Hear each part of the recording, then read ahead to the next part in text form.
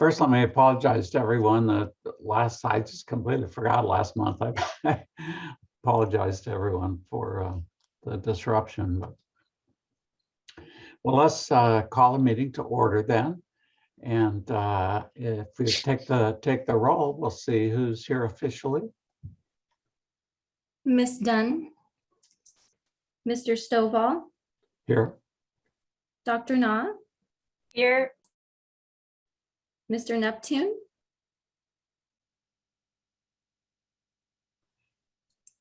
Thank you. I'm mute, Blaine. Here. Okay. through the chair, we have a quorum. Oh, okay, great. Thanks. And thanks to Dr. Na for filling in last month. Well, let's see. Hopefully everyone's had a chance to take a look at the consent calendar, which reminded me of my indiscretions. But do we have a motion on the consent calendar? So moved. Okay, motion by Dr. Na.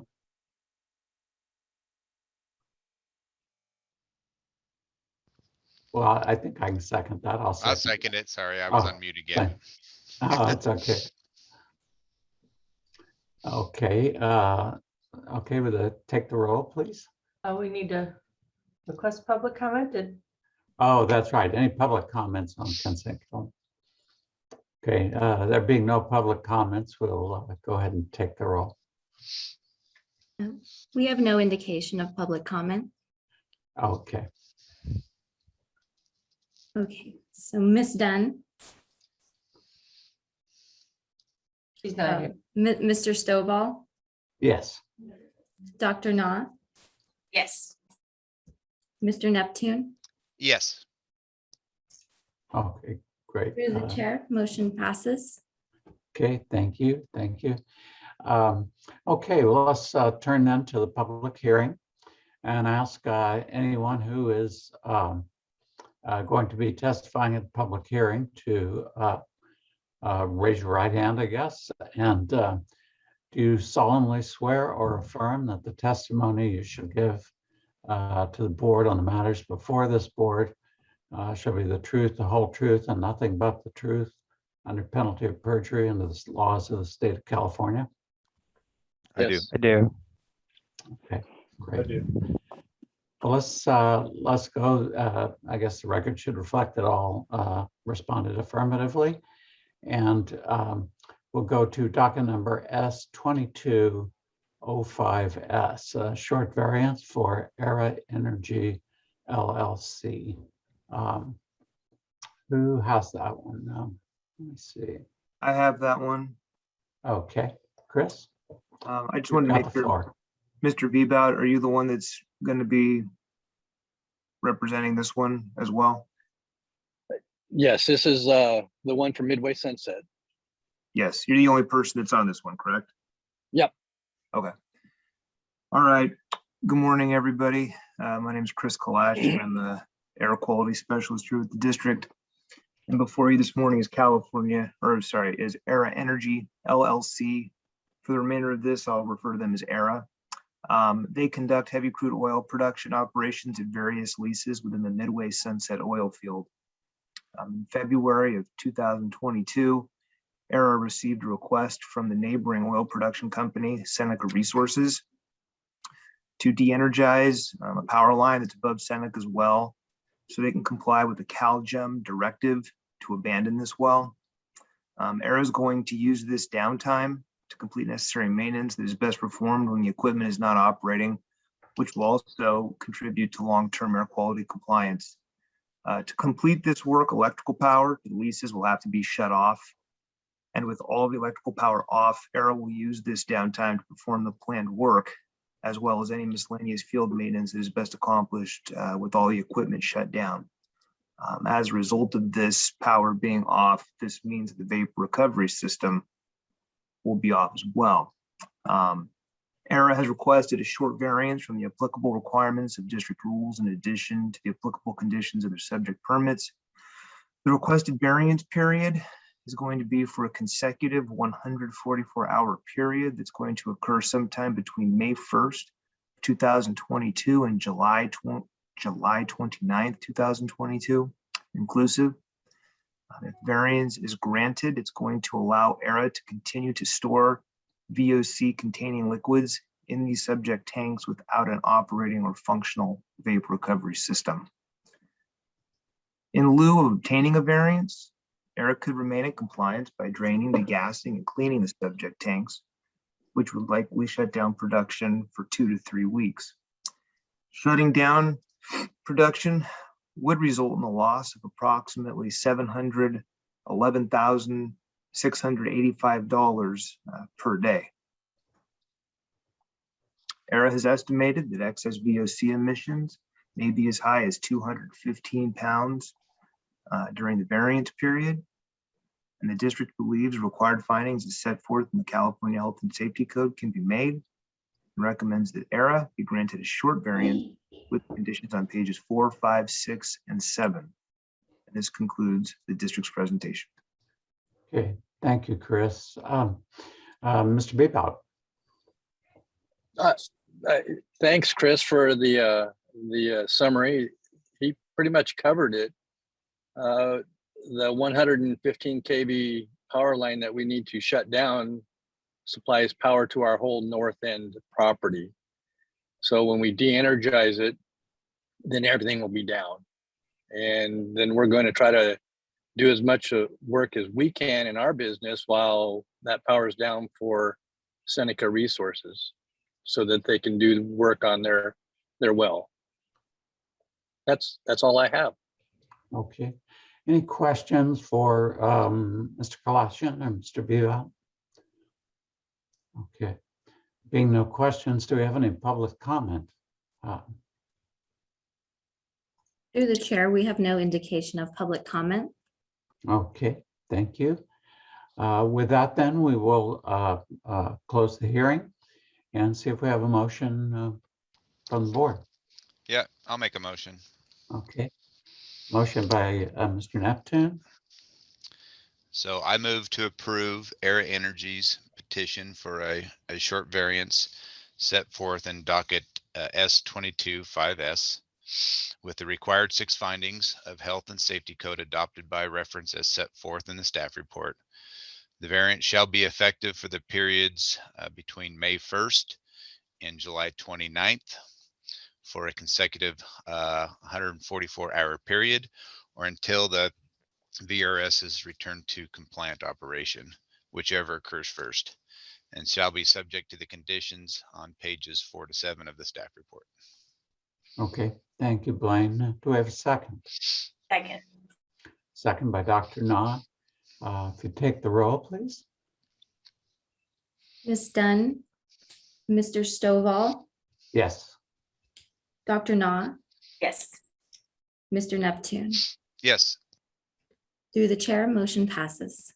Okay, thank you. Thank you. Motion carries. So let's go then to docket number S2206S for ERA Energy LLC. And Shannon, is that yours? Yes, it is. And Okay. Mr. Bebout is still representing the petitioner in this case, I believe. Is that correct? No, This one's from no, Aaron. it should be Aaron Albrock. Gotcha. Okay, great. Is he online? Yes, he is. Okay. Excellent. Thank you. Okay, good morning. My name is Shannon Moore. I'm an air quality specialist here at the district. And before you this morning is ERA Energy LLC.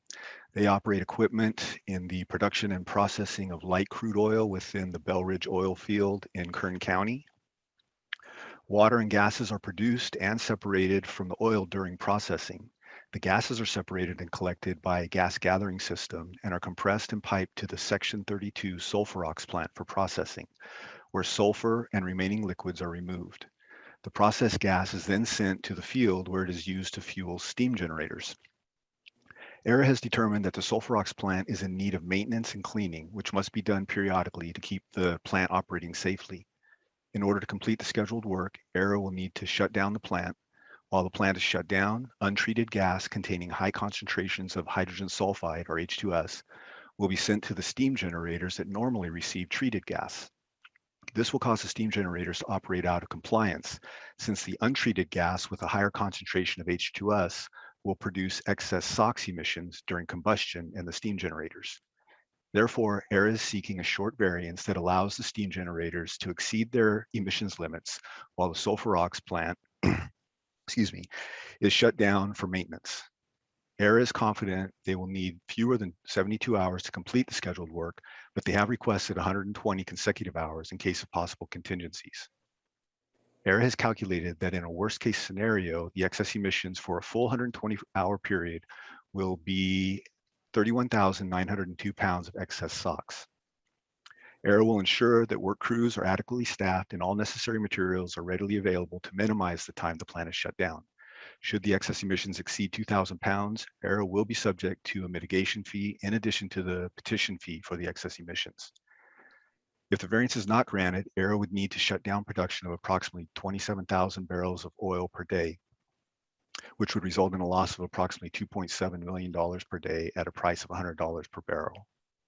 The district believes required findings as set forth in the California Health and Safety Code can be made and recommends that AIR Energy LLC be granted a short variance with the conditions on pages 4, 5, and 6. And that concludes the district's presentation. If through the chair, if you don't mind, I would like to maybe ask Aaron about the sulfur removal process and how exactly that occurs. Is there like a scrubbing process? Is there a medium that the gas goes through? Yeah, I've got a couple of folks from operations here that also were sworn in. So yeah, the field gas goes to our treating facility at the Section 32 gas plant, and it goes through it's not a sulfur treat process, it's more of a sulfur ox. What do they call it? A chelating agent, sulfur chelating agent, iron chelate agent, and the net goes up. Okay, thank you. Okay, thank you, Shannon. Any questions for Mr. Moore? Okay, Mr. Albrecht, anything further to add? No, that was a good summary. Okay. Any questions for Mr. Albrecht? Okay, I hearing. have a question for Mr. Moore. Okay. Yeah, I don't have specific expertise in the question you just asked, Mr. Moore. Did that change the assessment in any way? The question you asked and the response you received?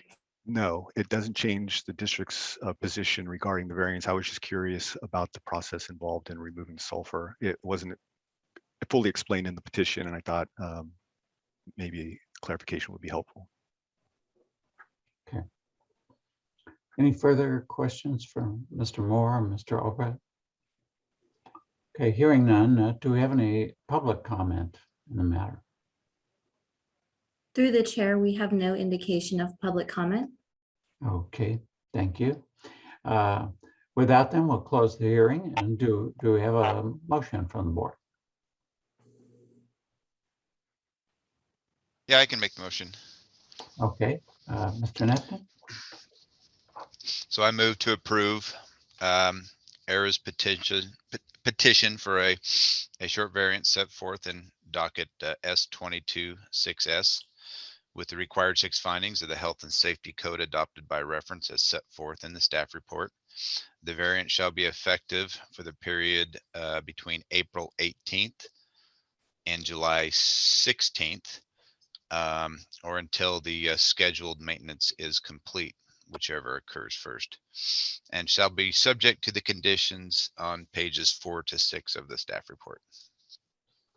Okay, great. Motion by Mr. Neptune, second by Dr. Na. Okay. Any further discussion? Okay, if not, do we have public comment? Okay. Good clerk, if you take the roll. Ms. Dunn, Mr. Stovall, Yes. Dr. Na, Yes. Mr. Neptune. Yes. Through the chair, motion passes. Okay, thank you. Thank you. Okay, let's then go to S2207S. Era Energy LLC, and let me see who has that one. That would be That was- Estella Soto. Estella. Okay, looking on my screen here. There you are. Here I am. Go ahead, Estella. Thank you. Good morning, everyone. Again, my name is Estela Soto, and I'm an air quality specialist here with the district. And this is also for ERA. They operate equipment associated with the production and storage of light crude oil and gas from the Belridge and the Lost Hills oil fields in Kern County. The produced oil and gas is routed to the Section 20 dehydration facility in Belridge. And in Lost Hills, the light oil is routed to the Lost Hills 1 dehydration facility. ERA needs to conduct maintenance, testing, and cleaning on essential electrical equipment at the facilities. The proposed maintenance will result in a shutdown of the DHI 20 VRS system and the DHI 20 flare blower, as they are electrically driven. The flare is integral to the operation as it incinerates vapors that arise from upset conditions. If the air assist blower is inoperable, the flare will not completely combust the vapors, which will result in excess PM10 emissions and an increase in visible emissions above the permitted limit should an upset occur. ERA has plans to bring on-site 2 portable electric generators to provide electricity to the VRS and the flare blower to minimize the downtime. ERA also intends to replace a section of the pipe on the VRS serving tanks at the Lost Hills 1 facility. This section of pipe cannot be isolated and will require a shutdown of the VRS to complete the work. Maintenance activities at both facilities are scheduled to start at the same time to minimize the disruptions. The flare is not expected to operate, but it will if an upset occurs. Maintenance at these facilities is estimated to last approximately 48 hours. However, ERA will make every effort to limit the shutdown, but is requesting a variance period of 150 consecutive hours for any unexpected issues. In the event of a VRS shutdown, tanks at both facilities will be more likely to experience higher operating pressures and tank venting. The tanks will continue to be operated with pressure vacuum relief valves, which will limit venting when pressure inside the tanks is stable. Therefore, ERA has requested a short variance from the applicable requirements of district rules in addition to the applicable conditions of the subject permits. The requested short variance period would be effective for a consecutive 120-hour period to occur sometime between May 9th and August 6, 2022 inclusive. If granted, the variance would allow ERA to continue to store VOC-containing liquids in the subject tanks without a functional or operating VRS. In addition, the variance would allow excess emissions from the flare in the event that an upset occurs. The district believes that the required findings set forth in the California Health and Safety Code can be made and recommends that ERA be granted a short variance with the conditions on pages 4, 5, 6, and 7 of the staff report. And that concludes the district's presentation. Okay, thank you, Estella. you. Any questions for Ms. Soto?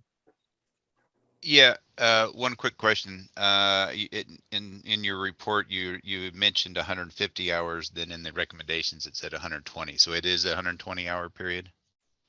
Yes, it is. 120 hours, okay. Any further questions for Ms. Soto? Okay, Mr. Albrecht, is that yours? Yes, that's a good summary. That's a great summary. We're requesting 120 of non-consecutive hours. That was requested in the petition. In the event that, since work is going to be going on in 2 different places, there could be an instance where the potential of consecutive or a gap between non-compliance periods. So, and we're trying to get this scheduled all together. We did schedule it together, but it could be where the non-compliance could occur at distinct times. So we're just requesting 120 non-consecutive hours. Okay, thank you. Any questions for Mr. Albrecht? Okay, if we have no questions, further questions, we'll ask, is there any public comment on this matter? Through the chair, we have no indication of public comment. Oh, thanks. Do we have we'll go ahead and close the hearing. Do we have a motion?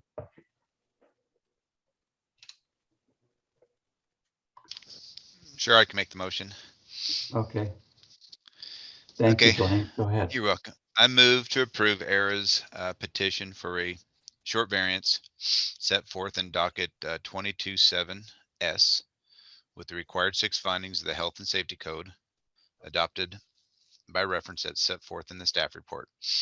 The variance shall be for a 120-hour period, non-consecutive, effective between the dates of May 9th and August 6th, or until the flare assist blowers return to compliance, whichever occurs first, and shall be subject to the conditions on pages 4 through 7 of the staff report.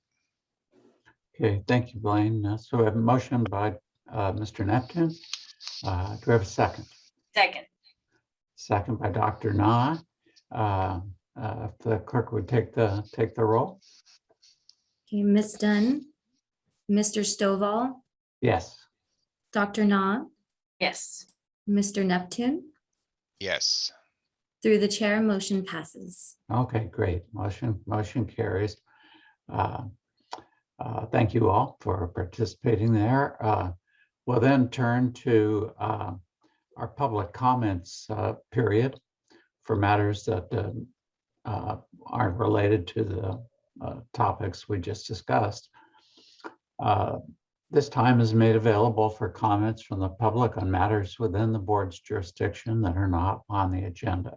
It's requested that no comments be made during this period on items on the agenda. The public may make comments after each board agenda item during time allowed for public comment. Additionally, state law prohibits the hearing board from acting on matters that are not on this agenda. Do we have any public comments? Through the chair, we have one public attendee and no indication of public comment. Okay, great. Thank you. With that, then we'll go to hearing board member comments. I think just like to always, guys, as always, you guys did a great job of putting this all together. Other member comments? Okay. With that, then we'll see. Is there any new business that needs to be discussed? Not hearing any. Not that we could discuss it anyway, but okay. Well, just a reminder about our next meeting, May 11, 2022. I'll try to remember this time as opposed to last month. So with that, we are adjourned. And again, thanks everyone. Thank Thank you. you. Goodbye. Thank you. Bye.